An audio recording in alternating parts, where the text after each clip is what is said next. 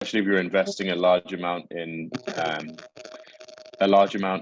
your education, you need to think about your career. So that's most reasons, most motivation for most students is, what are they going to do after they finish their studies? So first you ask, what are you going to do after school? Maybe it's university.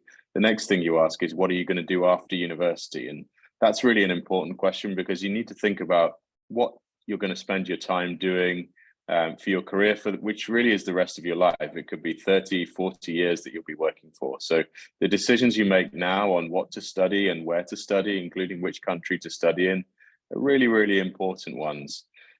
So it's thinking about, above all, something which you're going to enjoy, something which will also support you in having a good quality of life. So it's important, for example, to think about something that interests you, but you also need to be able to earn a good salary. And most universities in the UK have great career teams who can talk you through some of those questions and help you kind of figure out your place in the world and what you'd be well suited to doing. So yeah, reasons for studying in the UK, though, I mean, we have great student diversity. The UK is a very diverse country in general. So we have students really coming from all over the world. It's one of the most popular study destinations in the world.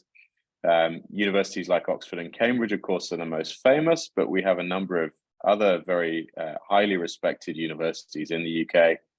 And it's really one of the world's top study destinations. We also have quite short length of study. So a bachelor's degree in the UK is 3 years compared to 4 years in the USA. A master's degree in the UK is 1 year compared to 2 years in the USA. So that's a really good reason to study here. The cost is, I think, relatively low for the UK as well. There's certainly good value given the kind of quality of education that's available. And it's a warm and welcoming environment. So universities in the UK have been recruiting international students for many years. And that means they know how to provide a good welcome, good support services, and really look after their international students, because they're very important to the university. Tuition fees in the UK typically between £15,000 to £25,000, but most universities have scholarships. Particularly, some universities have special scholarships, in particular for Africa students. So that's worth looking out for as well. I was also just going to touch on Ireland. So Ireland's a great option. It's actually quite a bit lower in cost than the UK. And one thing it has in common with the UK as well is both countries offer a 2-year post-study work visa, so you can stay on and work in the UK after your studies. So that's the same in UK and Ireland, 2-year working visa after studying. And much like the UK, Ireland really has a thriving economy. So it's one of the modern success stories. They have a huge tech sector, so the likes of Google, Meta, Amazon, Facebook. So many of these international and American companies use Ireland and Dublin as the capital city for their European headquarters. So it's an excellent quality of life. It's a low cost of living. Of course, those two are related. You can afford to have a slightly better lifestyle probably in Ireland with the same budget because the cost of living is lower. The tuition fees are also lower, and I'll run through a couple of those in a second, but really you have a very, very good value proposition in Ireland. So the opportunity to get a good degree from a good university, but without having to pay, typically paying quite a lot less than you pay actually for the UK. So it's a great option there. Yeah, so I want to just quickly run over the universities that we're working with. So my job, I work for a company that has these relationships with universities, and we help to find international students for them. So we work with about 12 universities in the UK and 4 universities in Ireland. I'm not going to spend ages going into detail on each one, but I'll just highlight a couple of examples. So Loughborough University is a great university to consider. It's in the top 10 in every UK league table. They have a great reputation for business, management, engineering, a number of other subjects. The fees are a little bit high, but they're an example of a university that's really trying to encourage more African students to come to study with them. And they offer a special Africa scholarship, which I think is worth, from my memory, is worth £4,000. So really good value, and a university that's really welcoming and open to bringing in African students. So great one to consider there, and a really top quality university. University of Brighton is another really good one to consider. Great location down on the south coast of England, relatively low fees at £15,000, and they also have scholarships available. And again, a great range of courses, business, marketing, MBA. So good options there at Brighton as well. And Dundee, this is another popular one, I think, in particular with Nigerian students as well, as far as I understand. So great range of courses, business management, marketing, but also some of the energy, sustainability, oil and gas that we sometimes see being popular amongst Nigerian students. So yeah, those are three that I would really highlight. We've got a number of others. So Coventry, I'm sure many of you have heard of, Edge Hill University, Nottingham Trent, Northeastern University, London. So that's a campus of the main Northeastern University, which is located in Boston. They now have a campus university located in the center of London. So great university there. Roehampton is also quite popular. Aston University, Liverpool, Falmouth.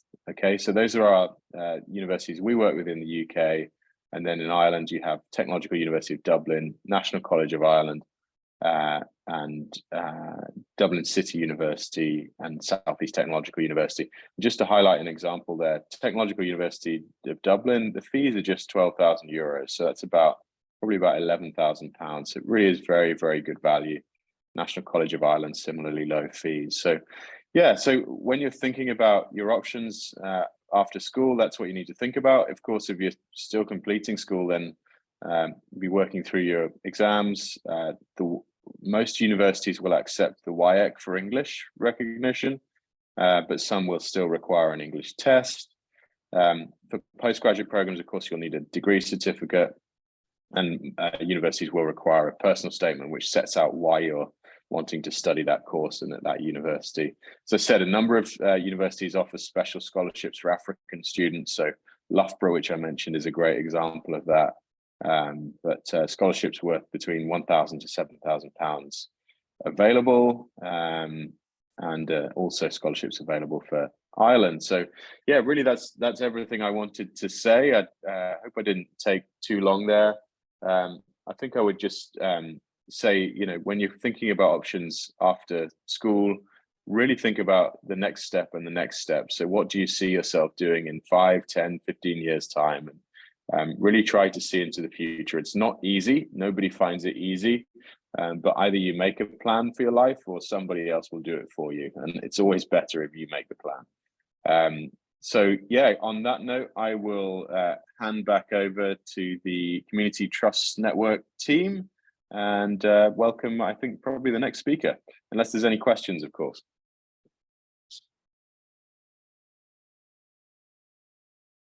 Thank you very much, Gary Top, for that powerful presentation. Please, for general information, the speakers will be speaking for 20 minutes each, and there is 5 minutes time allowed for questions and answer before the next speaker will come in, please. So if you have any question, you can drop it on the chat box and we'll get back to you. Thank you.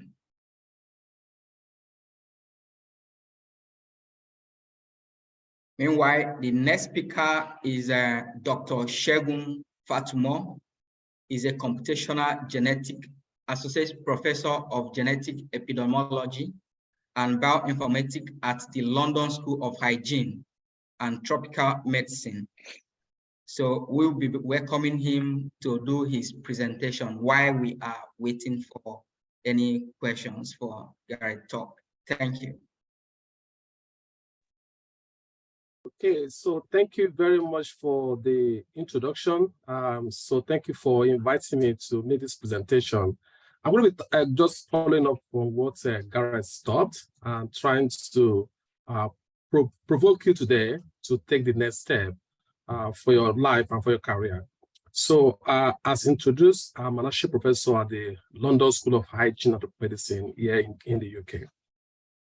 So what I'll be speaking about today is life after school. And one advice is that when you consider a career and also consider what you want to do after school, the advice is that you pick an industry and not a job. There's always that temptation to say that I want to be a doctor or I want to be a lawyer. I think the other way, it should be the other way around, where you think about, I want to work in the medical sector, or I want to work in the IT sector. That is always a better way to think about life after school than picking a job. So if you want to become good at something, if you want to develop your skills, you need to spend years and years doing that. So you can't do that if you just move from one industry to the other. Today, you are in a health and social care industry. Tomorrow, you jump to IT. You can't become anything that way. But if you pick an industry, you can develop, you can pick an industry you love, and you start from the bottom and grow up until you find a perfect role right on the top. So why I say that, I would like you to put in the chat, what industry or sector would you like to pick for your future career? Can every person just put in the chat so that I can have a look at what you are thinking about in terms of industry or sector you would like to pick for your career? Can I have some answer in the chat?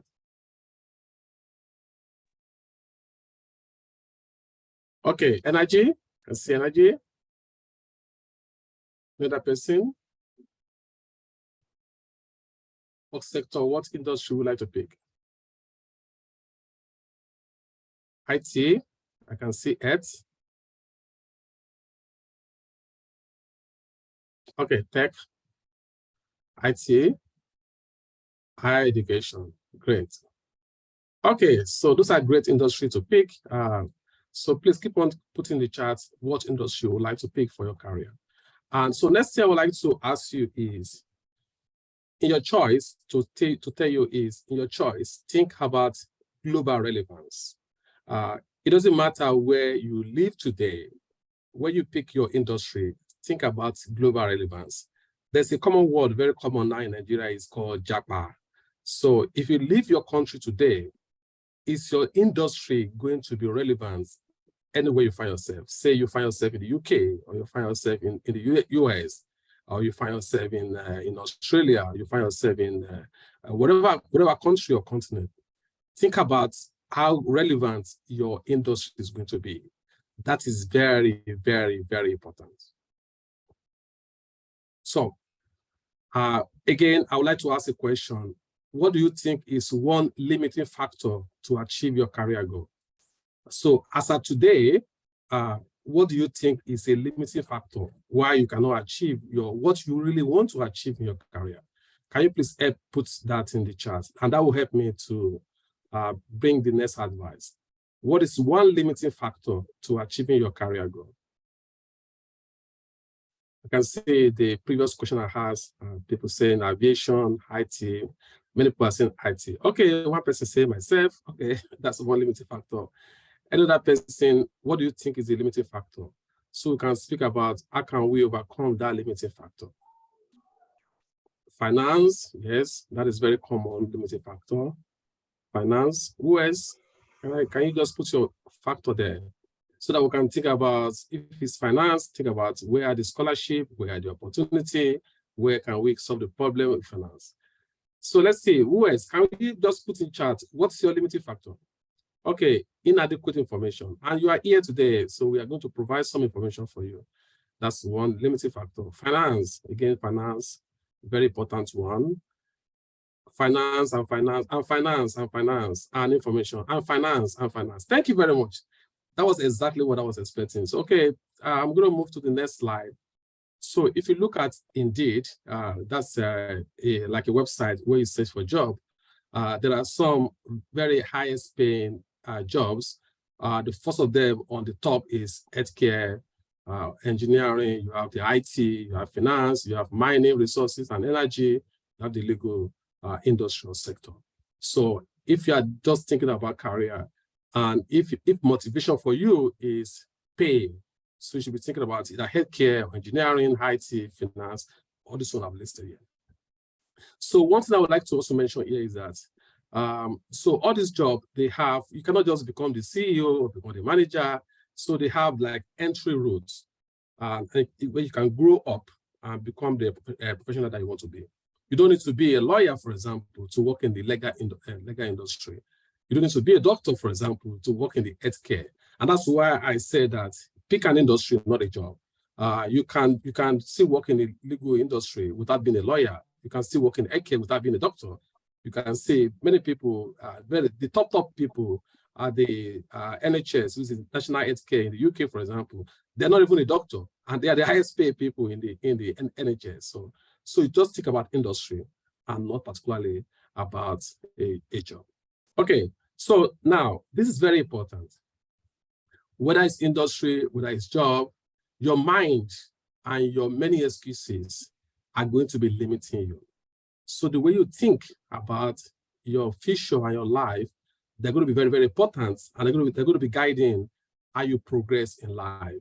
And many people, all of us, including me, people have excuses why things cannot be done. But if you have your mind set straight, it will help you guide how you move on with your life, how you move on with your career. So that people have excuses, and they have reason to have excuses. People can talk about their background. I came from a poverty family. People can say that, and that's why I don't have money. I don't have finance. My parents don't have money. My parents are teachers. They're not earning a lot of money. Maybe some people can say that my academic background is not good. They could say that even though I want to be in the IT industry, but I study banking and finance in the university, I don't know how to move from banking to IT, or I don't know what to do. There's so many excuses of why things are not possible. Finance is big of them. Maybe people are saying that I would really like to go to the UK to study. I don't have money, and they keep on saying, I don't have money. So those are excuses that we hear a lot. Background, money, environment. Some people say that if I can just leave this country, maybe you live in Ghana, or you live in Nigeria, or you live in Sierra Leone, my life will be better. But the truth is that is not the case. That is not true. And I will tell you why it is not true, because you can as well also be successful anywhere. The most important thing is that the mind is right. When your mind is right, if your vision is to study in the UK or to work in the UK, it will come to pass. So first thing to think about is not going to be about money. I give an example. So this is if you live in Africa, many countries in Africa. So I used to be like this boy on the screen right now. I used to be one of those children that you see on the street walking. And I did this from when I was 10 years old to when I was 16 years old. That was a long, long time. When I was 6 years old to when I was 16 years old, that was like 10 years. I did that in Lagos State. I did that in Ogun State. So today I'm an associate professor in the UK. I've done this for many years. I'm not grateful for what I've done. So my excuse could have been that I was born in poverty. There was no hope for becoming anything. I was on the streets walking as a minor. I even failed WAEC exam. Maybe that's your excuse. I failed my WAEC exam. I have to do GCE, and I have to combine two results together. Those are very legitimate excuses. And for people like that, hope of becoming anything was very slim. So I have so many opportunities to give excuse, just like you have given today. So you know what? My philosophy for life, and all this thing I've said today, I have a book I wrote 5 years ago. It's called Diamond on the Streets. And it's an inspiring story about my life, and I am what I am today is on this book. I'm not here to emphasize on the book, just to tell you I have that book. But today is different for me. I'm no more selling anything on the streets in Lagos or anywhere. In the last few years, for my work, I've been featured in so many notable media outlets, including BBC, the Telegraph, the Wired, the Science Magazine, even Forbes, Drug Discovery News, and so on and so forth. So the reason why I'm saying this is not to brag. I'm not doing that. I'm just saying that to motivate you that your excuses are not genuine. Your excuses are not enough to bring you down.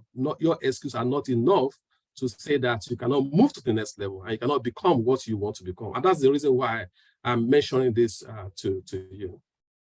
So my philosophy for life is that hardship or excuse, they are not barriers to fulfilling your life purpose. They are meant to be a motivating factor to achieve your success. If I have a financial excuse not to do a master's degree in the UK, that should push me to see how can I get a scholarship. What can I do? That should be a motivating factor. If people are getting scholarship, you can also get a scholarship. Or whatever thing, it should be a motivating factor. Or if you have to work extra time to make money to do it, you can do it. There must be something that is pushing you. And that your excuse is what should push you to be able to achieve your success. For example, I give you a very tiny part of my life. And I think that if I, as a person, could achieve anything in my life with that background I have, with the hardship I have, with my failure, even failing WAEC, I believe every one of you sitting here today, you have a chance to be successful and to become what you have in your mind as your dream. There's no excuse. You can just do it. And so one word for today is that if you have to retrain, go ahead and retrain, but you must start with your mind. I didn't talk about my background initially. I studied for my first degree. It was BSc Computer Science. My MSc was MSc Computer Science. I did a PhD in Computer Science. But today, a few weeks ago, I was in Morocco, and I was teaching in a workshop. Guess what I was teaching? I was teaching genetics. You see, I've retrained. I used to do science, but now I don't do that again. I don't do that mainly again. So now people know me for genetics. So if you have to retrain, go ahead and retrain. Go ahead and retrain. So if you check me up, look at check me up on Google or somewhere, you will be seeing something about genetics. So whereas first degree, second degree, PhD, they are all in computer science, but now I have retrained because that is what I need to do. I'm not saying that everybody needs to retrain, but if you have to retrain, retrain. If you have to train anything, train your mind. Train your mind. Tell your mind that you are meant to be successful and you are going to be successful, and keep on pushing until you are successful. So I'm going to leave some quote for you. You are the sum total of your dominating or most prominent thoughts. If you had bad thoughts, you have to think about how can you get away from that bad thought. If your thinking is saying that it's not possible, you have to retrain your mind to say that it is possible. So the only limit to your impact is your imagination and your commitment. So the only limit to your realization of tomorrow will be your doubt of today. If you keep on doubting that I'm not able to get money, I'm not able to do what I want to do, that will be your realization. And if you are a Christian, Bible says that as you think, that's what you will be. If you are thinking that it is possible, it is possible. If you are thinking that it is not possible, it is not going to be possible. So illiteracy is not a lack of education, but unwillingness to unlearn what you have learned. I'll give you an example. I got PhD in science, but now I do genetics. Okay, and you can also do it. If you have done biology university, there's no reason why you cannot work in IT. I have a friend in Nigeria. She studied a bachelor degree in agriculture. And today, she's one of the top business analysts in the UK. One of the top business analysts in the UK. So you have to think about what you can unlearn and what you can learn. So you block your dream when you allow your fear to grow bigger than faith. And one of the fear you can have is that, where do I start from? I cannot do this. Yes, you can do it. If people like me can do it, you can also do it. If you can't just allow that fear to grow and to grow, it will again bring down the faith that you have. You will never reach your destination if you stop and throw stone at every dog that barks at you. So we must be determined. You may have to fight a battle once, more than once. You know, if you fail once, you try again. If you have applied to the UK before for a master's degree and it's not working, you try again, and you try a better time. So Margaret Thatcher said that we may have to fight a battle more than one just to win it once. And you have to put in many tiny efforts that nobody sees and appreciate before you can achieve anything that is worthwhile. So you have to, every day, what can I do to get better? Oh, I need 15,000 pounds for MSc. What can I do to get this money? What can I do to get this money? Many tiny efforts until it is possible. Yes, it is possible. There used to be a time that it's not possible to fly plane and to fly any metal in the air. Today it is possible. There used to be a time where they said that you cannot drive a car more than 30 kilometers per hour. Today it is possible. So that your dream that you think that it's not possible, it's not possible in your mind. If you change your mind and retrain your mind, you find out that it's possible. So my last word for today and summary of what I want to say to you today is retrain if you have to, but training must start with your mind. Your dream is real and it's possible, but you have to get it started by yourself. Thank you. Thank you very much, Dr. Segun. That was a thought-provoking one from you. And I must say you have just given so many persons a light on how to create a niche for themselves. I will not forget this. You block your dream when you allow your fear to grow bigger. That is a good one from you. Thank you so much. And among the audience, if you have any question for Dr. Segun, please kindly drop on the chat box. Thank you. Going further, we have one of our own from QA, Jemima Kure. She is the International Country Advisor, West Africa. Please, over to you, Jemima. Thank you, Mr. Ezekiel. Good afternoon, everyone. Trust we're all doing well. My name is Jemima Kure, as Ezekiel has said, and I'm representing QA Higher Education here. Okay, so I'm just going to quickly give a brief, or rather give you a brief introduction of what QA is about and then what we have to offer. So QA is a UK higher education pathway service provider, and we're in partnership with 7 universities actually, but we recruit for 5 internationally. We have Ulster University, Northumberland University, University of South Wales, Solent University, and University of Roehampton. We also have different programs at different levels. We have international foundation program. We have the international year 1. We also have pre-masters for 3rd class students, and we have postgraduate studies, which is also known as masters. So, but today I'm just going to be concentrating on our pathway for international foundation program and international year 1. So let me just share something with you quickly.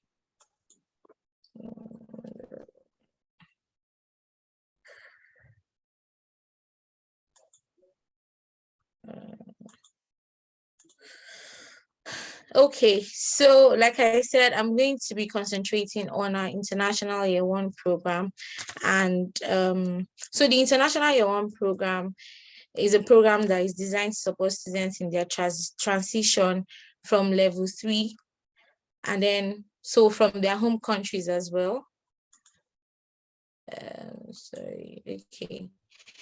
So this also serves as a bridge, for students who have maybe done their foundation programs in their home countries and want to, go ahead with our undergraduate programs. So when you're doing your international year 1, all you need after that, you just move on to your year 2, and then you have only 3 years of undergraduate degree.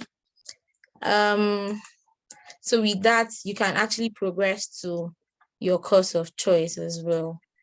Okay. So why should you choose an international year 1 program? So basically the key difference between our international year 1 programs and an undergraduate year 1 program is the enhanced level of support that we provide to our international students. Okay. Yeah, here are like some of the supports we provide our students. All right, so we also like to let our students know that they are not alone. Okay. Also, so we have students support network like program leader, course conveners, module leaders, lecturers, academic coaches, learning coaches, university and QA students wellbeing teams, heads of pathway centers as well.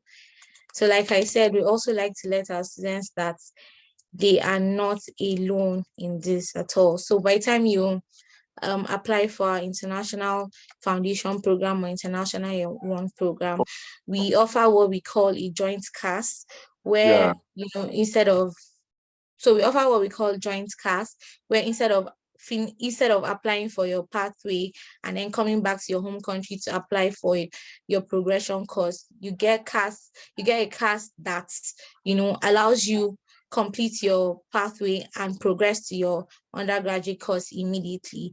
Also, CAS is known as Certificate of Attendance of Study, which enables you get your student visa. CTN is one of our agents where you could make applications, and they make it easy for you as well. So if you want to apply to any of our partner universities, you can use CTN. Now, the results you get from applying with us or any course of your choice, be it International Year 1, International Foundation programs, your pre-master's course, and then your master's, you get a high pass and progression rate. You have more confident students, you have more engaged students more likely to achieve academically, personally, and professionally, students more likely to recommend the International Year 1 program and other programs to other potential students. So just a brief intro on our postgraduate course as well. So our postgraduate course, we have what we call pre-masters. Now, this pre-masters enables students who have third class results to be able to progress and, you know, move on to their master's level. So for Northumberland University, we have 1 semester and we have 2 semesters, whereby afterwards you can apply for your progression. For Ulster University, we have what we call extended, where you apply for your progression course as in together while you're applying for your extended. Now, after that, okay, sorry, I want to stop sharing. Okay, so after which you get, for the masters, we also have what we call advanced practice, where you have 1 year of your classes and then 1 year of IT. Now, the advantage of coming through QA is that you get scholarships or what we call discounts, and then we have very, very conducive learning environments, and then we ensure that our students are well taken care of. Student welfare too is very important to us. And always remember, with QA, we actually power potential. Thank you very much. Thank you so much, Jemima. Thank you so much for that. 1 second, Jemima, if you want to stop sharing your screen. Okay, sorry, let me. Hi, everyone. My name is Vivian, and I work very closely with Jemima. I'm located in the Ulster University Birmingham offices in the UK. I'm currently in the CTN office at the moment in Milton Keynes. And this is where we're actually doing myself and my colleague Larry, we're here today, you know, just to have a bit of one-on-one with the staff here, and then also attend this webinar. So thank you so much for what you have done, Jemima, for the presentation. So as you all know, QA Higher Education, if I can just share my screen quickly, if you want to give me a bit of hosting rights. I don't have permission to share, so if you want to give me permission to share, Ezekiel, thank you. Yeah, you can go ahead. Okay, thank you so much.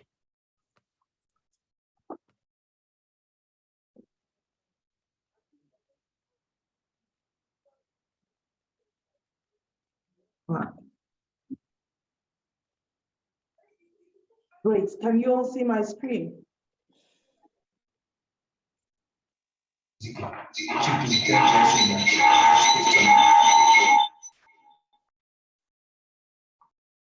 Can you all see my screen?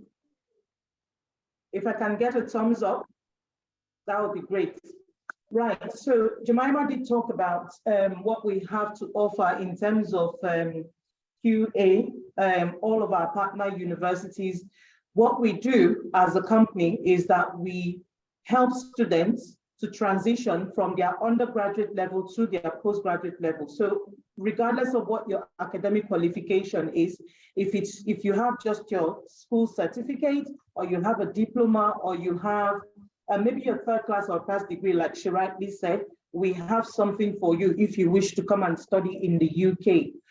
We're going to try and tie this into the theme of this webinar, which is Life After the UK, what support you can get. Now, like Dr. Segun said in his presentation, what you do when you actually come to study in the UK has a way of, laying the foundation, or building the foundation for which you can use to, progress and build your life if you decide, or if you choose to remain in the UK after your studies. Looking at the academic side of things, our postgraduate program, I want to believe majority of the people on here today are postgraduate related students, or are looking to come and study do their postgraduate studies in the UK. We have a one-year program, which is just classroom based, where you will teach and graduate with your degree, and then go into the labor market and look for whatever job you will want to further your career in.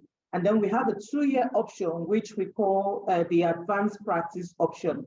Now, the reason why I'm mentioning this is because the advanced practice option gives you an opportunity to get relevant work experience with what you're studying in class. Yeah, wait. No, just wait that everything. By waiting, see that. So now dead body. This, they work. So yeah. They work. Mute ourselves. Thank you. Thank you very much. So as I was saying, we have the advanced practice option. With the advanced practice option, you have an opportunity to work in an environment, gaining relevant work experience with what you have studied in the classroom.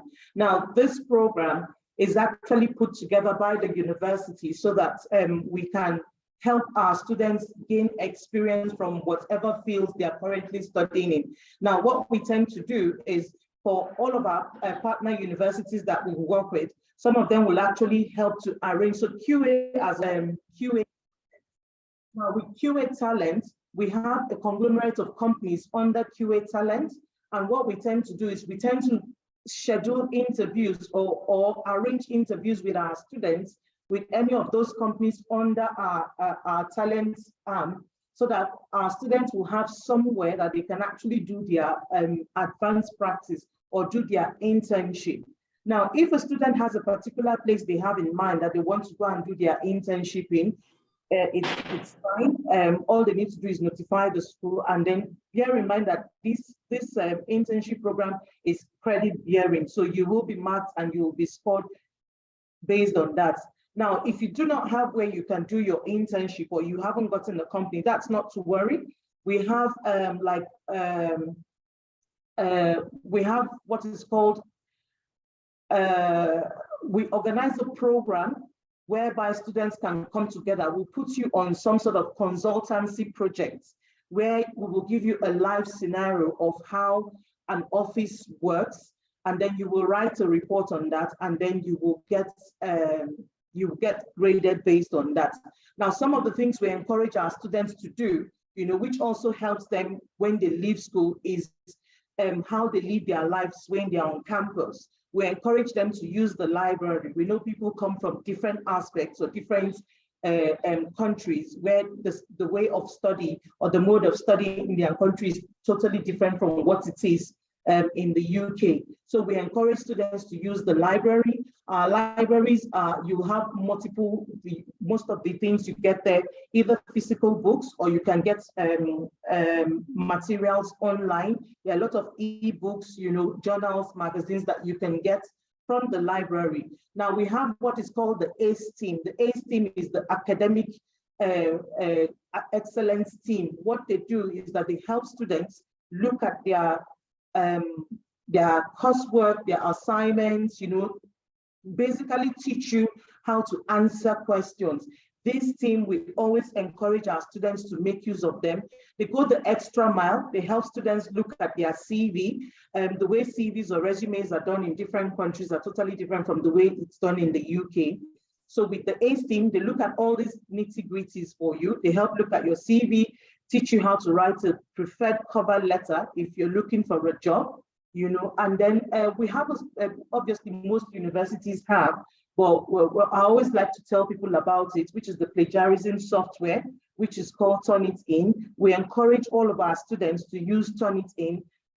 Plagiarism in the UK is a big no-no. There's zero tolerance to that. So please, when you are writing your cover letters or your essays or your coursework, please make sure you are not plagiarizing. Now, when it comes to plagiarism, it simply means that you've taken someone's work and passed it off as your own without acknowledging the person. So there is a software for that where you can pass through all of your work to be sure that you haven't copied anything. We also encourage students to reference. So like I said before, when you reference them, you do not plagiarize. Attend study groups, you know, your assignments and all of that, you'll all be put in different study groups as a student. We encourage our students to also attend all of that because it gives you that platform, especially with your presentation skills, your networking skills, which you will need in society when you finish school and when you start looking for a job. So we encourage our students to attend study groups where we deal with assignments and all of that. We also encourage them to put in their assignments on time. Now, the reason why this is quite important, especially if you decide to remain in the UK, when you start working and you're given a task, we expect that the task is you stick to the timing that it's given. I know a lot of countries, especially with Nigeria, you know, people have the way of giving excuses, you know, when it comes to doing the work that they have been entrusted in. But when it's a different ballgame when you are in the UK, you know, you have to stick to the rudiments and the principles of the company. So we encourage our students from time by making them turn in their assignments when they are given one. We also encourage people, like I said before, to mingle with classmates, learn something new, join the club. All of this will encourage and build your networking skills, which is something you really do need, you know, if you want to come and study in the UK and then remain here and work.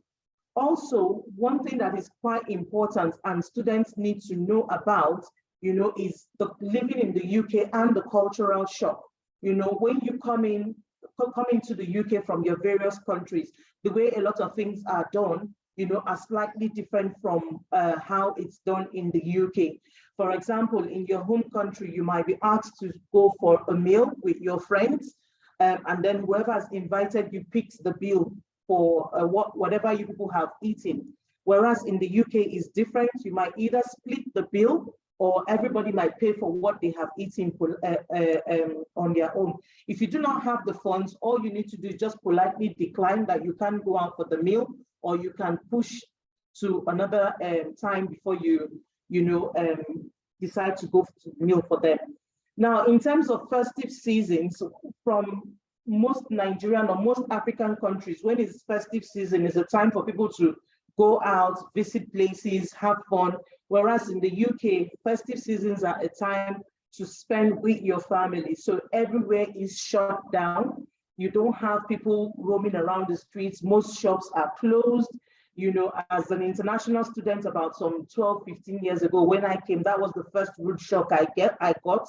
You know, festive seasons from my own country is a place whereby we visit places, we go out to restaurants, we eat, you know, but in the UK, it's the opposite. Everywhere is shut down. So you need to stock up your house, make sure you have all the necessary things you need to take you through the holiday season.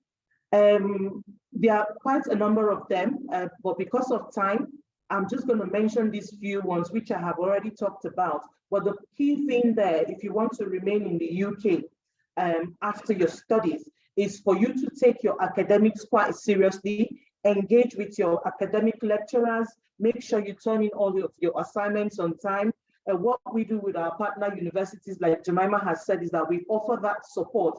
You have someone who bridges the gap from the point of which you make the application till you finish your program. And please, if you do not have, if you're not clear on anything you would like to clarify, always ask. I'm going to ask my colleague Larry if he has anything to add to this. Okay, so he said he's fine, nothing more. So thank you very much for the time. I know we have overshot our time, but thank you very much for that.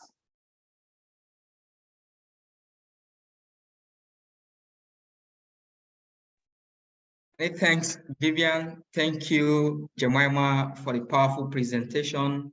I believe the audience are listening and they picked one or two information that will be of help to them when they are in the UK and after their studies in the UK. Thank you so much for the presentation. Moving further is a presentation from Director of Community Trust Network, Isaac Uklege, will be talking to us more about life after school. He's over there in the UK for the past 20 years with so much experience to share. I believe the information he'll be sharing today will be more enlightening and it will be a good one to take home. Please, sir, over to you. Good.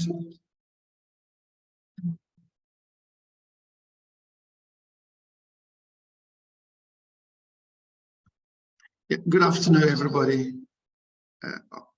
I need to apologize. My screen is not steady, so please do excuse it.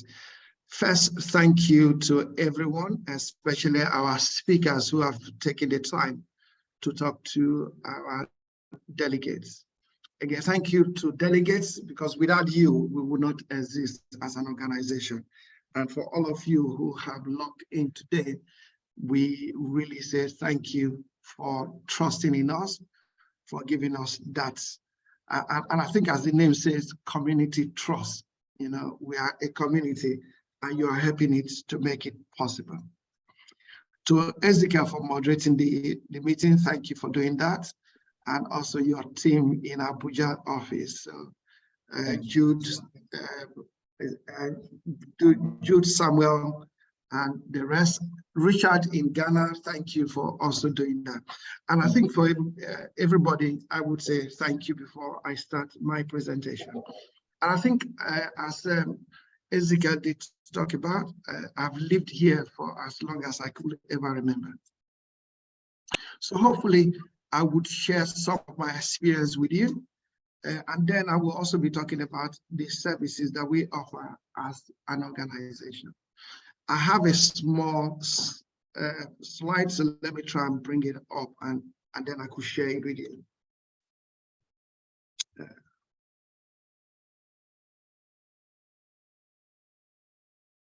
Sorry, bear with me, I should have done this before now. It's coming up.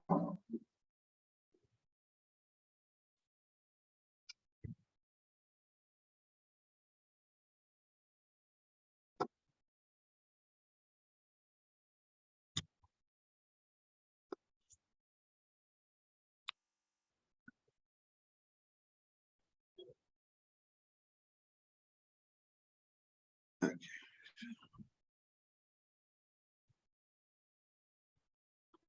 Bear with me, share screen.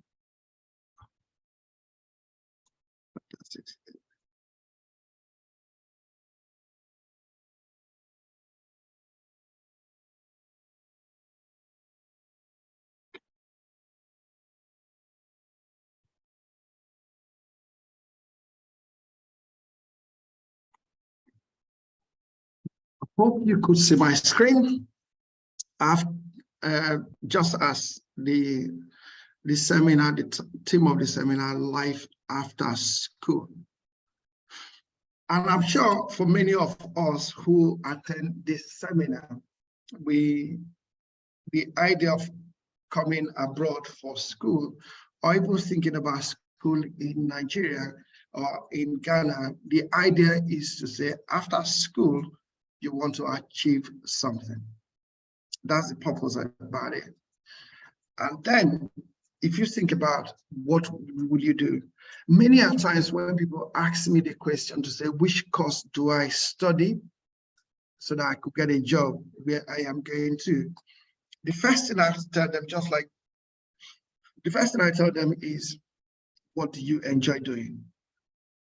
Because you would agree with me that it is not just about the course. Even if you study the best of courses, maybe be a medical doctor, an engineer, an accountant, a lawyer, an IT personnel, if you don't really enjoy that course, that life, then you might not be successful or you will not be happy at the end of it.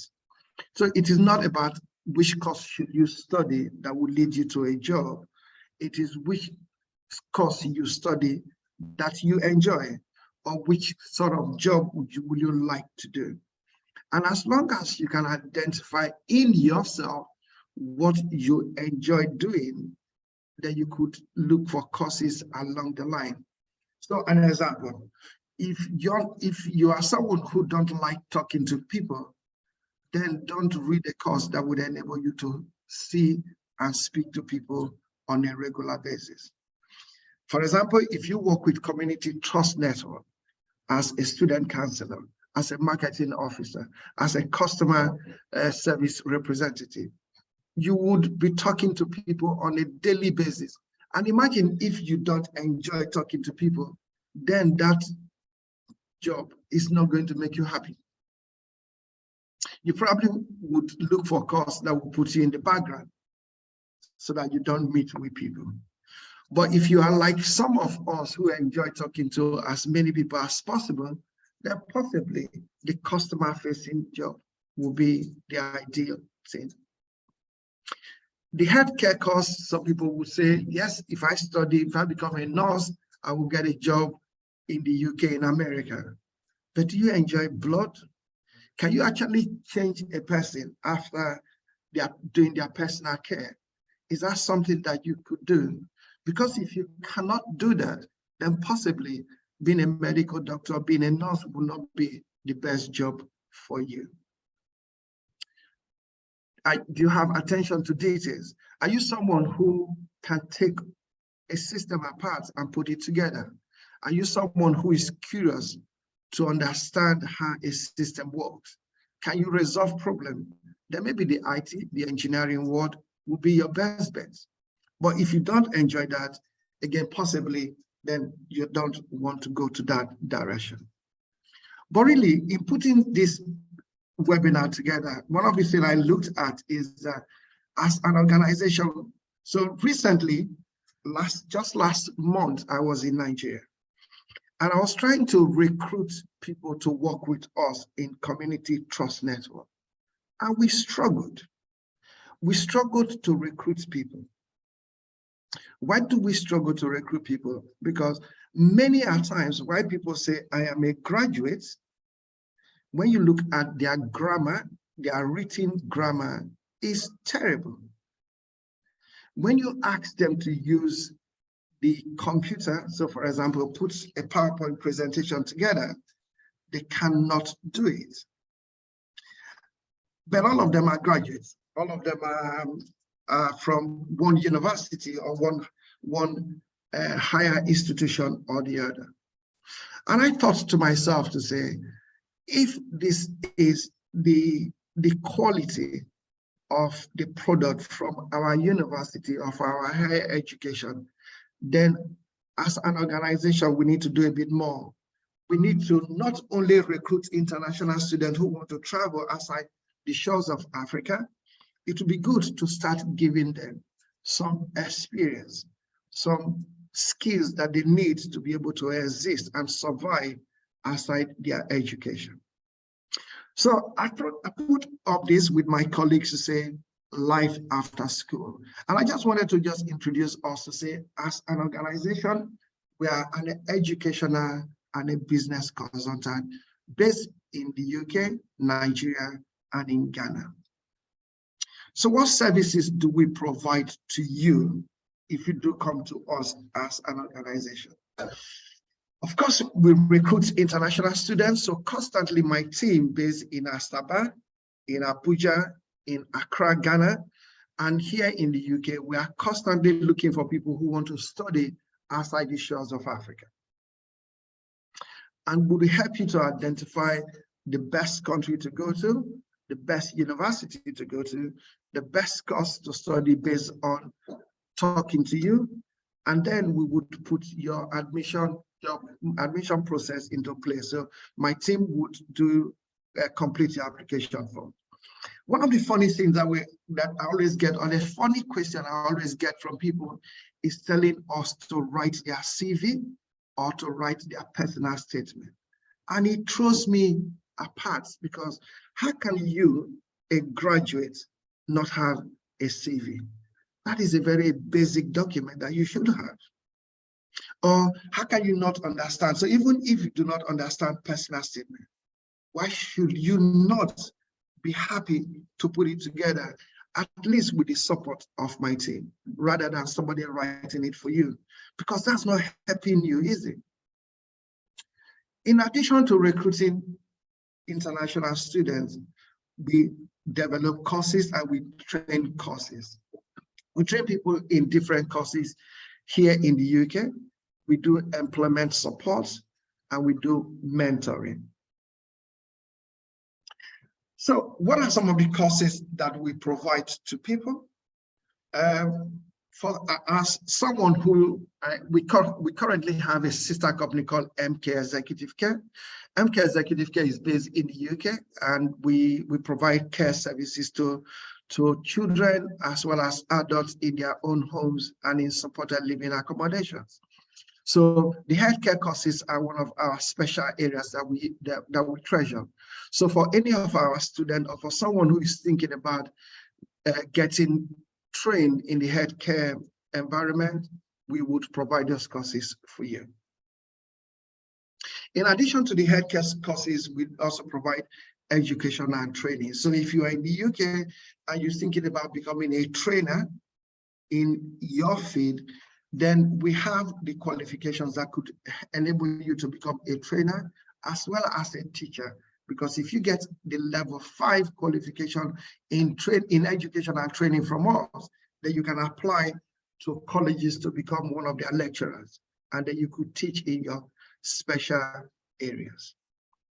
Part of what we have done as Community Trust Network is to get related to experts in the computer and IT related field, in the business related field, and in basic computer programs. So we are looking to start delivering courses like the HTML, project management, and Microsoft packages like Excel, Word, PowerPoint presentation. Because we think that for you to succeed in getting that desired job that you are looking for, whether within Africa or outside the shores of Africa, I think knowing, understanding, and being able to use IT, computer, at least to a higher level or to an average level, it is really key.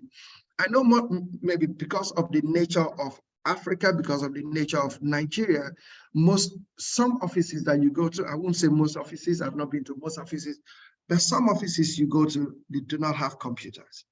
So it limits your use of computer. But if you really want to study outside, so if you are coming to the UK to study, almost everything that they will do is based on the computer.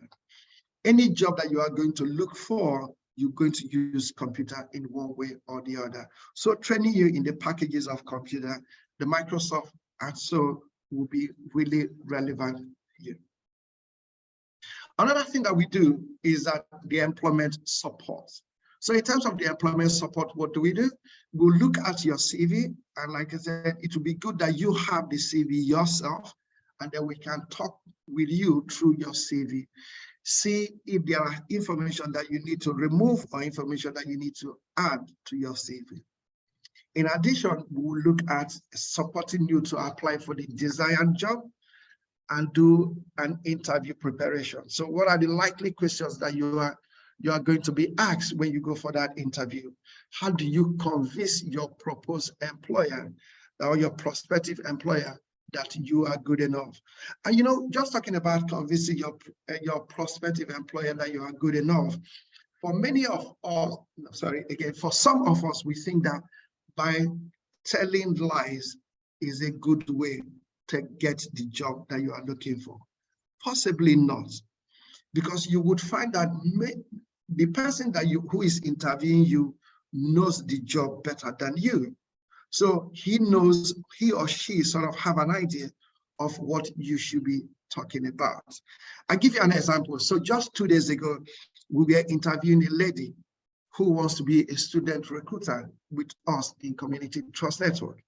And my colleague asked her a question to say that if you have a HND,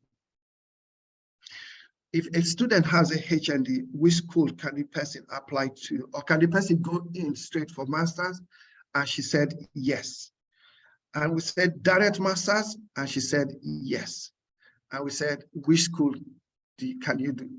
can offer that? And of course, she mentioned some schools that we know that they do not accept HND for their direct master's program. The second question my colleague asked her was, for which of the programs can you take your dependent?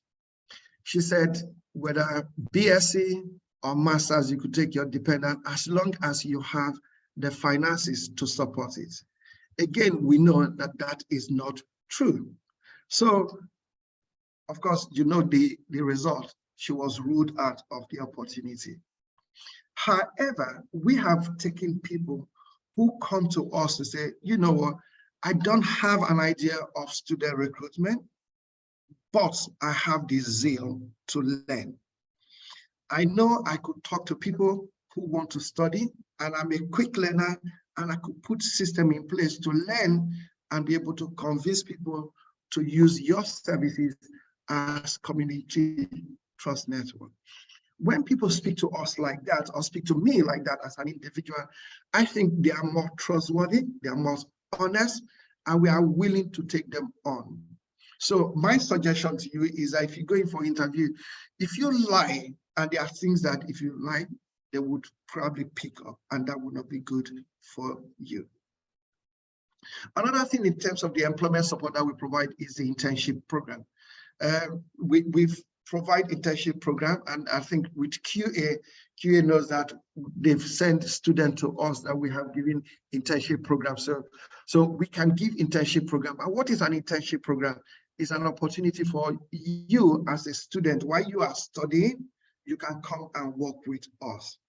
Depending on the numbers of hours that you are willing to put in, we can either we can pay you for your travel time, or we can pay you for the work that you do.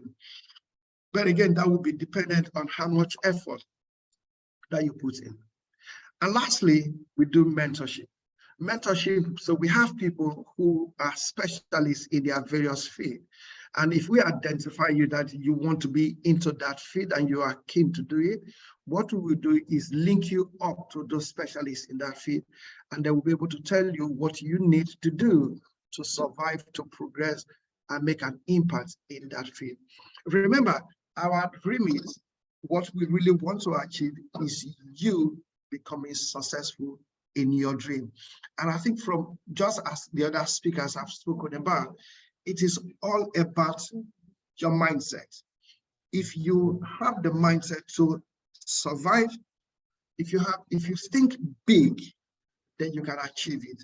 And we will be part of the vehicle to make you a success.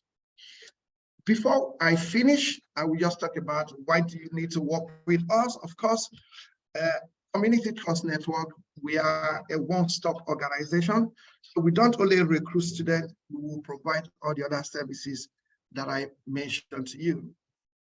As an organization, we want to be part of your success story. So we enjoy it when tomorrow you will write to say that if not for Community Trust Network, you would not have achieved what you are planning to do on your dream. So we want to be part of it. We want to also help you to settle in your destination. And of course, why it is sweet, why it is good to think about I will travel abroad, I will go to the UK, I will go to America, I will go to Canada. But you know, when you get there, the story sometimes could be slightly different. So if you work with us, what we will do is to ensure that as you get to your destination, we provide you with support that you need to make life as comfortable as possible. So we do airport pickup, we help you with sorting out accommodation, we help you to look for a part-time job, we help you to train you for those sort of jobs that you would, the part-time jobs that you could do while you are studying. And of course, you might, we will also support you with any academic or life challenges that you face in your destination. Finally, there's our contact details. So the UK contact details are there, the Nigeria contact details are there, the Ghana contact details are there. But of course, we are on Facebook, Instagram, TikTok. Our website is there. Our email address is always also there as well. I'm sure my colleague will put the presentation on our YouTube channel. So hopefully you'll be able to listen to it as well. Finally, any questions? And I will ask you, what is stopping you from pursuing that dream that you are looking for? Thank you, Ezekiel. Wow. Thank you. Thank you for the lecture. Thank you very much, sir, and for taking us through the services we offer and all that we do. I believe our listeners, they all heard our services and they listened to what the various speakers have said so far. And there is one thing I need us to put in mind. When you lie, lie gives birth to plenty lie. Why did I say so? If you lie, you will need a lie to cover up a lie. So I think the best thing you need to do is to say the truth all the time. And nobody will flog you for saying the truth.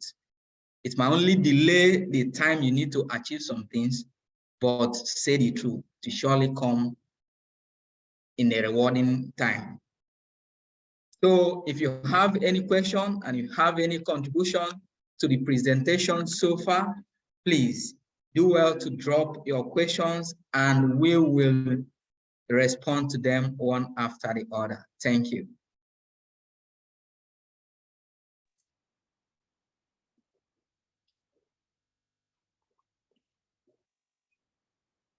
Coach Babs, do you have any question, please?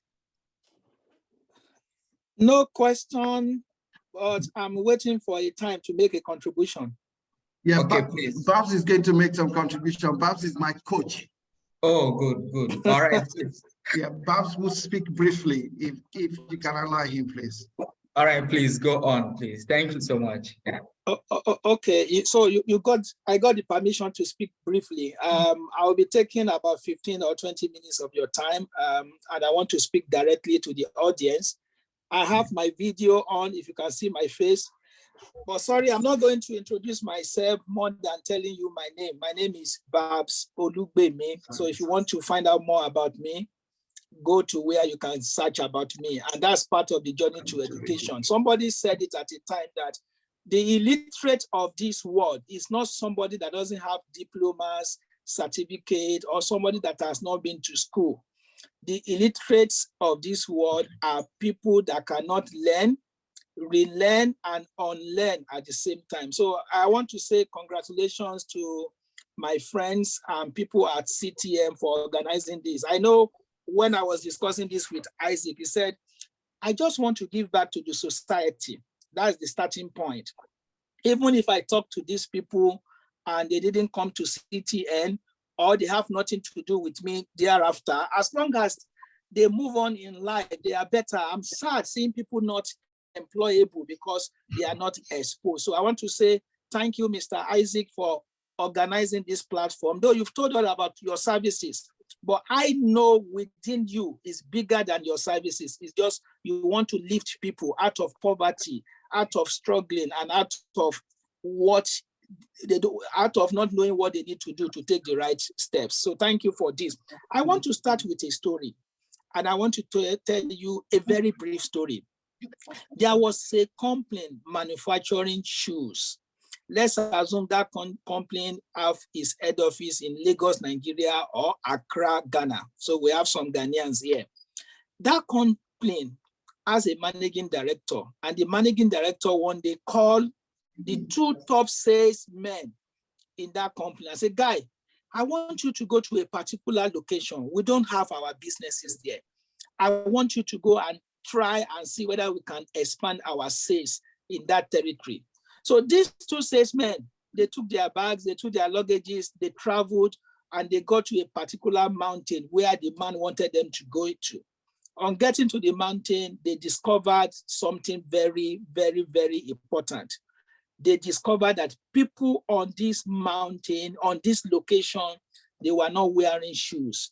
They were walking barefooted, no shoe. All the people, about 3,000 residents of that location, they were not wearing shoes. They checked into their hotels, two separate hotels. And the first guy, one of the salesmen, picked his phone and called the head office, called the managing director and said, sir, we are the location, we are the mountain, but we made a discovery. We discovered that nobody is wearing shoe on this mountain. Please don't send us any shoe. There is no opportunity to sell our products here. We are coming back tomorrow. Ladies and gentlemen, participants, I want to ask you a question. Was he right or wrong? I will answer that later. 10 minutes later, the second salesman picked his phone and called the same managing director and said, sir, we are on the mountain. We've checked into our hotel. Everything is going on very well. We discovered that the people on this mountain were not wearing shoes. Please send me as many shoes as possible. Please don't send one truck of shoes, send 5 trucks of shoes, because there are huge opportunity to sell our shoe on this mountain. Can you guys hear me? Yeah, let me just check. Can you guys hear me? Oh, I've been speaking to myself. Can you guys hear me? We can hear you. Yes. Oh, you can hear me Yes. now. Now, look at the second salesman said, send me as many shoes as possible because there are opportunities on this mountain. The first salesman said, please don't send me any shoe because people are not wearing shoes, they are not going to buy. So what is the difference between these two salesmen? What do you think is the difference? And because of time, I don't want to ask you for the answers. I'm going to just tell you. Number one salesman is seeing there is no opportunity. The second one is saying the opportunity is here. So somebody is saying opportunity is nowhere. And another person is saying opportunity is now here. If you write the word opportunity is nowhere and opportunity is here, they are the same length. And the only little difference between those two guys is attitude. And somebody called Clement Stone said, there is little difference in people, but that little difference makes great difference.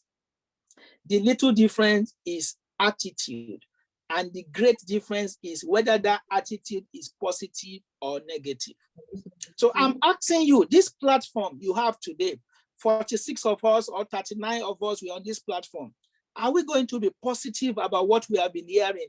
Are we going to embrace what we have been hearing? Are we going to say, oh, I've gone to a seminar, free seminar for that matter. I'm going to make changes to my life. I'm going to take the next step. And I want to tell you, at the end of the day, you are responsible for your face. Every man, every woman, at the end of the day, you can't blame the country. You can't blame the environment. You can't blame your family background. You can't blame anybody except yourself. So my advice to you within these 10, 15 minutes is whatever information that has been provided for you, some of you will take active steps and move forward with those information. Some of you will be very neutral. That means your belief system is very low. and you will not move forward with those information. And Mr. Isaac said something that I want to emphasize on. In one of my books, Take the Lead, I wrote about talent. And most of us, especially from African background, we've have this excuse that we are not talented enough. It's a lie. Talent is nothing but an activity that you love to do. As I'm speaking to you, if I love to speak on a regular basis, that is a talent. If I love to play football, it's a talent. If I love to type, if I love to do calculation using Excel, is a talent. And let me give you the good and the bad news. There is no one without a trace of talent in them. There is no one. I was coaching somebody, and that person, whenever we are watching home videos together, films, he always sees something that is wrong in the film. And I told him, your spontaneous reaction is film. Your spontaneous reaction, what you react quickly to, is film. Today is one of the leading editors of films in Nigeria. That is a talent. So you have the talent. You only need to probe yourself further and say, what am I good at? What you are good at, you might not have started it, but what is it that is calling me? In that book, I made mention of how I met a medical doctor, Dr. Oniwunde in FCMB Abeokuta. He is a full-time medical doctor, Monday to Friday. But Saturday and Sunday, do you want to guess what this guy is doing?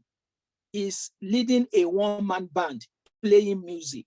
So when I got to know about that, I visited Abeokuta and I interviewed him. He told me that being a doctor was my push activity. What did I call it? I want to check. My what? Push activities, right? Can you guys hear me? Hello? Yes, please go on. Yes, Being Yes, a we medical can. doctor is push activities. That means because he was brilliant in secondary school, because he was excellent in secondary school, all his teachers, his parents, his siblings, they push him into medical line because he was a brilliant guy. But after some time, he realized that there is something in him. That is what I call pull activities in my book. There is something in him craving for expression. There is something in him bigger than what he has been already. And he realized that that thing is music. So instead of abandoning the push activities that give him income, he combined the push and the pull activities together. Some of you will come to abroad as a result of this platform. The best environment for you to combine your pull and push activity is abroad. Africa doesn't provide that platform. In abroad, you can wake up one day and say, this job I'm doing, I'm not doing it again. I want to go and relearn. I want to go and retrain myself. And there will be a support that will guide you into another line. So I interviewed Dr. Oniwunde, and he's told me that the best time of my life, the best time of my experience is not Monday to Friday, is when I am in my pool activities, when I'm playing music. Ladies and gentlemen, at the end of your life, it's not about how much money you have. It's not about how much properties you have accumulated. It is about, are you a fulfilled person at the end of your life? So I used to tell my proteges, my clients, that don't chase material things, chase fulfillment. Why am I telling you this? Mr. Isaac mentioned it, that you want to go to school, you want to retrain, you're asking yourself, what did I want to do? Do what aligns with you. Do your pool activities. I'm just rephrasing what Mr. Isaac has said. He said, go for what you really love to do. And what you love to do is just an activity. I have a guy who is a bricklayer. He's one of the best in Nigeria. That is a talent. So you too, you have a talent. And I can give you, go for 30 days challenge and ask yourself various questions that will point you to the traces of talent. Number one is your spontaneous reaction. Something that you criticize at every time. Something that you see for that, oh, this thing is not well done, I can do it better. That may be a traces of your talent. So why are we here? The organization is here to provide a platform for you. They have employment, they have services they can give to you. Don't be like salesman B that said there is no opportunity here, that discarded it. Be like salesman A that say opportunity is now here. One of my best proteges, if you live in Abeokuta, I'm not shy to mention her name. Her name is Mrs. Sheung Abayomi Ogunme. And I'm going to tell you a bit of her story before I close. I taught her in ICANN classes I think in 1998, 99. She started working as a career person, as a chartered accountant. And at a point in time, she was very unfulfilled and she came for my coaching classes. And within 8 weeks in coaching classes, we realized that she will be more fulfilled in life if she can sew the clothes that she is wearing herself. She will be more fulfilled in life if she can sew the clothes that she will be wearing. So, and I asked her, what is stopping you? Just like I'm asking all of you today, what is stopping you? The fact that she is a chartered accountant. And why will a chartered accountant that is working in an organization will now go and lower him or herself to go and learn the rudiment of sewing was a stumbling block, was a limiting belief. And as a coach, I am trained to remove your limiting beliefs. So I removed that from her. She took 4 years to learn sewing. She learned it in and out from 4 different people because I was guiding her. And by the time she will finish, after 1 year, she started sewing for herself. People will meet her on the street of Abeokuta and say, stop, who sewed this clothes for you? She said, I'm the one that sewed it. Please, I want to sew from you. Said, I will bring my clothes. She said, no, I'm not taking clothes. Give me money, I'll buy the clothes and I will sew you for you. And at the time, she was the managing director of a microfinance bank in Abeokuta. So she goes to the microfinance bank to enjoy and do her work to earn a living. At weekend, she sew clothes. Night 2 a.m., she's still awake sewing clothes to earn her fulfillment. So take one thing away from me. You need to marry your push activities. That is what you study in school. Some of you did accountancy in school not because you love to calculate figures. Some of you do biochemistry in school not because that, but there is a pull activities, something that is calling for expression in you, something that is in you that is bigger. Let me give you an example of how you know your pull activities again. There is somebody, anytime you see that person doing one particular thing, your mind craves, your mind say, yay, I want to be like this person. Not in terms of fame, not in terms of wealth, but in terms of being able to do that thing regularly. If I ask you to come to Victoria Island every day for 5 days to come and learn a particular trade, and I will not pay you, and you are ready to come because you want to be deriving satisfaction from that thing, that is your pull activity. So my message to you is, as CTN is trying to support you to study abroad, if you are coming to study abroad, if you have studied electrical engineering, it is not a must. You must come and do MSc electrical engineering here.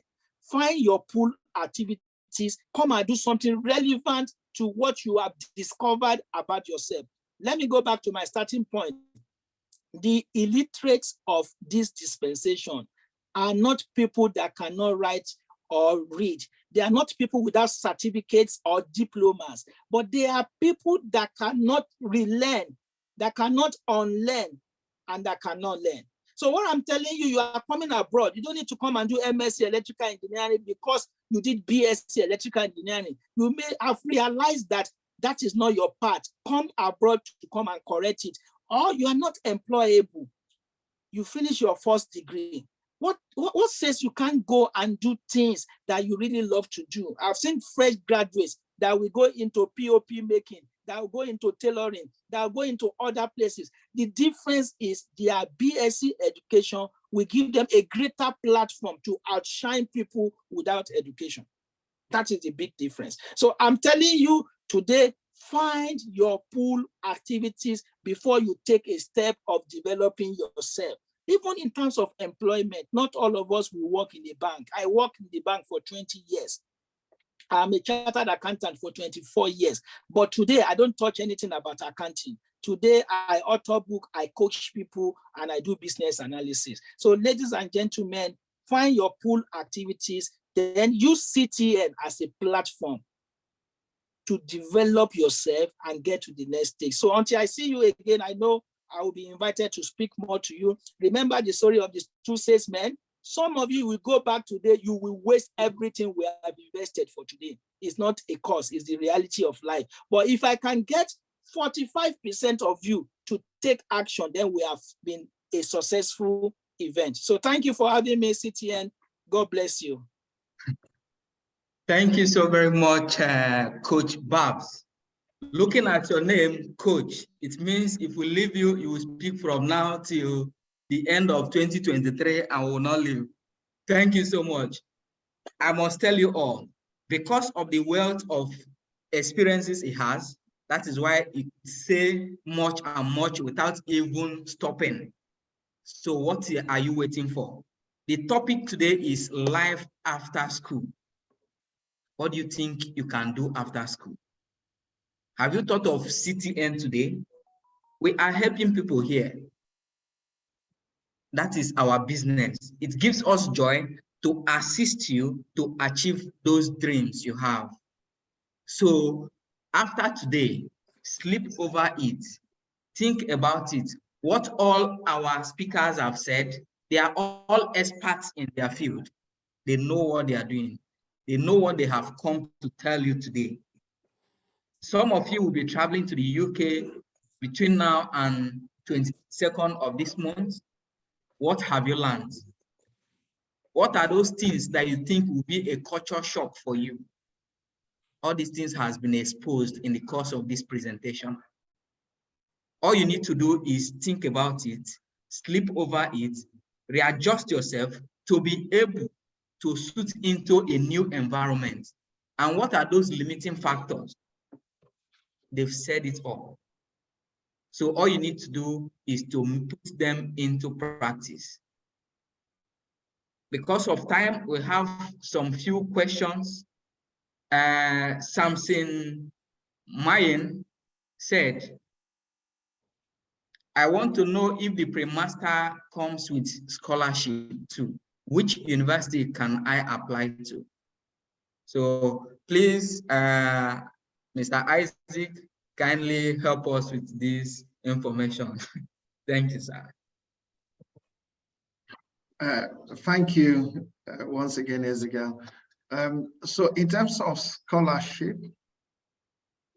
that's good. So I would give to both Vivian as well as I don't know if Damilola is around. They can speak about the different schools that they represent and see what scholarship people could get. So let's start first by asking Vivian, tell us what your scholarship schemes are like, please. Thank you very much, everyone. So, in terms of scholarships, we have a flat automatic rate for all postgraduate students, regardless if it's a one-year program or a two-year program, or an extended program or a pre-master's program. Across all of our universities, our scholarships are 15%, and you don't need to apply for that. It's automatically applied when your offer moves to the unconditional stage, and you'll be sent what is called the fee confirmation letter, showing you the breakdown of what your fee is, what scholarship you've been awarded, and the deposit that you're required to pay. Now, in terms of the undergraduate side of things, so for foundation and for international year one, you can get up to 20% scholarship off on the first year and then subsequent years. So obviously, because you're coming from a foundation, you may be doing 3 to 4 year programs. So some of our partner universities will give you reduced scholarships over the years. Some will keep the same rate. So it depends, to be honest. It's looked at for the foundation and international year one is looked at on a case-by-case basis. But the highest we'll get for that is 20%, depending on the partner university. So we do have scholarships. For PG students, is automatic. For undergraduate students, is also automatic, but it depends on the partner university. Thank you. All right, thank you, Vivian. Samson, if you are there, I believe you heard the response to your question, and to every other person who might have same questions bothering them. Thank you. I have another question, but that goes to Educo. And the question says, which schools accept HND into master's degree? But we can as well pass that question to Vivian, if there is any school that can offer a direct master to HND student. Thank you. Thank you very much for that. Okay, so I'm going to try and explain, because a lot of people just, with the UK system of education, there are various levels. Now with HND, HND is placed at level 6 or level 5. Level 5, HND is placed at level 5. An MSc program in the UK is placed at level 7. So there is a 1-year gap. And that is why most universities will either offer you a top-up program, so which is the level 6, to bridge that gap before you then progress to the level 7, which is the MSc stage. Now, our partner university, Northumbria University, the London campus, offers the top-up program, which is level 6, before you can then progress onto the MSc, which is level 7. Now, the reason why I took my time to explain this is because some universities will offer you what is called a pre-master's program with your HND, but it is a 1-year program. Now, you will do that program for 1 year. You still have your HND, and then it is not a guarantee that you will progress to an MSc program. You don't get a certificate. So a pre-master's certificate or a result doesn't earn you anything. But with a top-up degree, you have a degree, not a diploma degree, but a university, an undergraduate degree. So it puts you on a different pedestal, So for universities who offer the 1-year program, it is fine if you have the money to do 1 year in pre-masters and then another 1 year in MSc. So technically speaking, you are using 2 years to study a 1-year program. I would rather advise people to do a top-up and you get an undergraduate degree and then progress directly to your MSc and then get your MSc degree. I don't know if it makes sense. But in terms of the partner universities that we have, we do not take students who have HND directly onto a master's degree program. We take them on a top-up program. If you have a 3rd class or a pass degree, depending on your CGPA, we will offer you a pre-master's or an extended program, depending on the partner. Now, the beauty of our own MSc program is that it is not a 1-year program. It's a 3-month program because we recognize that you've already finished an undergraduate degree. The problem is you only came out with a pass or a 3rd class. So we'll offer you a pre-master's for 3 months, and then you will progress automatically onto your MSc program. So we issue you one what is called CAS, so Certificate of Acceptance of Studies, which we issue to all students who want to come and study in the UK for you to make your visa application. So we issue that to you, and then you can then apply for your visa for both the pre-masters and the MSc program. So I hope I've answered that question. Thank you. Thank you very much, Vivian. And I think that's all from the question side. We can't hear you, Jude. Sorry, Ezekiel, we can't hear you. Oh, sorry. Thank you so much, Vivian, for that. Still? Jude? Yes? I should sign out and sign out. Okay, we can hear you now. All right, thank you. Thank you very much, Vivian, for that response to the questions. We really do appreciate. And for our listeners, I believe you heard all that she said. You have any further question, please drop it on the chat box. Okay, there is a question, please, Vivian. It said, are there packages for study deviation like HND business management to top up analytics?